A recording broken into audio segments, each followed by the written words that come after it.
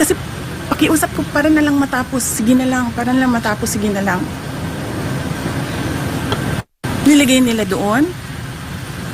Kasi nandun ako sa House of Representatives. Bakit? Sila ba may-ari nung opisina ni Congressman Pulong Duterte? Di ba siya? Dahil sa kanya inassign yung kwarto na yon.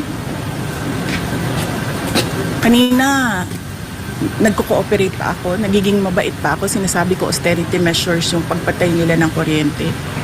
Hindi lahat ng tao doon nagsasabi sa house, hindi pinapatay ang kuryente. Pinapatay ang aircon. Pero ang kuryente hindi.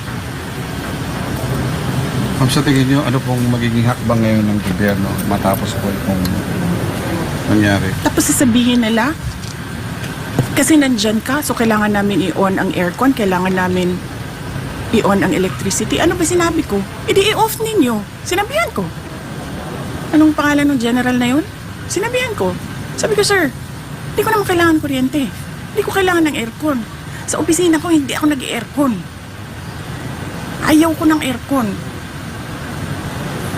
And it turns out, nalaman ko, sira pala din talaga yung aircon sa opisina ni Kong Pulon. So wala talagang aircon dun. Last two questions. Ma'am, magiging action ng gobyerno, sa tingin niyo, ano magiging hakbang ng gobyerno? Ay wala na ako inasahan sa gobyerno na nakita mo, sir. Nakita mo kanina. Humihingi kami ng tulong. Walang tumutulong. Wala kayong maasahan sa gobyerno na ito.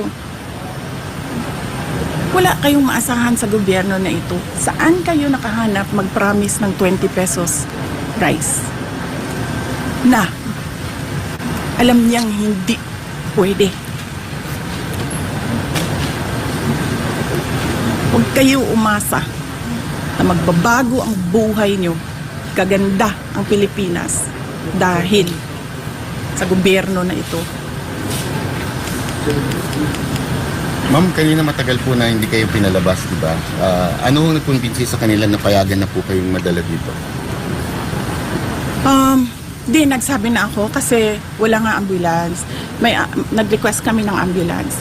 Si doktora nag-request na ng ambulance. Nag-request kami ng nag-request. Nandun na yung ambulance. I don't know gano'ng katagal.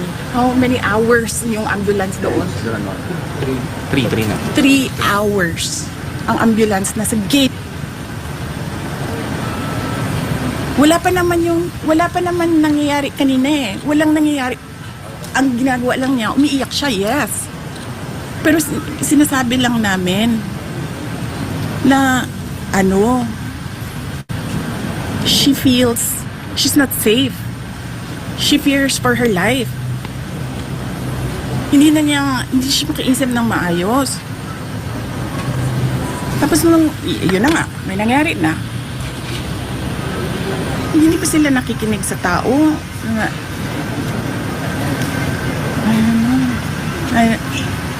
Last question, Anwar. Ma'am, kanina ma'am, sabi niyo po, between 6 to 12, nakagawa sila ng utos. Kumpasyonin niyo po ba yun? Ay, naku. Sa tingin mo ba, pag kinasyon namin yun, may apology? Hindi. Ang gagawin lang yan nila, pagtatakpan nila kung ano yung ginawa nila. Masinungaling yung mga putang inang yan eh. Pamilya na sinungaling yan. Yung lahat ng nasa Quadcom, yung lahat nasa good governance, pamilya ng sinungaling yung mga putang inang yan. Ano sinasabi nila lagi pag naka-off na yung mic? Hindi namin gusto yung ginagawa namin. Putang ina, bakit niyo ginagawa? Diba? Magsasorry, uy, pasensya na. Sabi kay Inday, it's nothing personal. Nothing personal, sinira niyo yung pangalan ko. Okay lang yan. Papatayin niyo yung kasama ko sa OVP. Putang ina, hindi na kami mag-cooperate dyan. Hindi kami magpapakulong sa inyo. Humingi kami ng tulong kanina, walang tumulong sa amin. Sabi na yung abogado kanina, bordering on homicide. Attempted homicide. Nagsasabi ako sa mga taong nakatayo doon. Sabi ko, ano ba inaantay natin? Antayin ba natin ito na mamatay bago tayo pumunta sa hospital? Kasi pag namatay, sabi ko, hindi ito sa hospital pupunta, sa punerarya, purlon. Ang kinahanglan nato din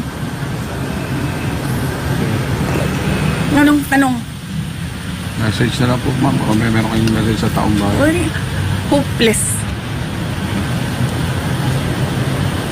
Hopeless. Sabi ko, we are on the road to hell. This country will go nowhere. I'm telling you. Walang papupuntahan itong bayan na ito. Wala silang ginagawa. Galing ako sa loob. Naging cabinet member ako. Wala silang ginagawa. Sa totoo lang. And personal knowledge ko yan. Kasi I was there. I sat there. I listened.